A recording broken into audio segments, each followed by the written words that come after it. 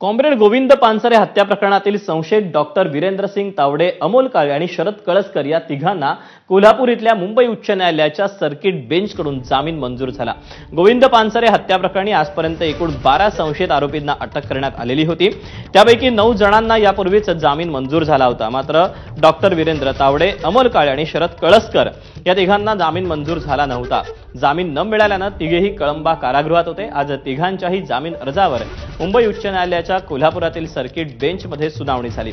यामध्ये तिघांनाही न्यायालयाने जामीन मंजूर केला। त्यामुळे कॉम्रेड गोविंद पानसरे हत्या प्रकरणातील आजपर्यंतच्या सर्व 12 संशयितांना जामीन मंजूर झाला आहे।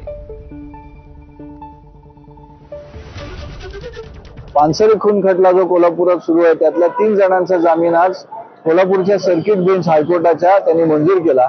त्यातले 2 जण जवळजवळ 7 वर्ष आत होते। सत्र न्यायालयाने तरी सुद्धा जामीन नामंजूर केलेला। आणि दुसरीकडे doctor Virendrasingh Tawde ENT surgeon gold medal जो होता त्यांचा जामीन 2018 मध्ये मंजूर झालेला चुकीच्या कारणांनी रद्द केलेला, तर तो आम्ही इथे चॅलेंज केलेला हायकोर्टात।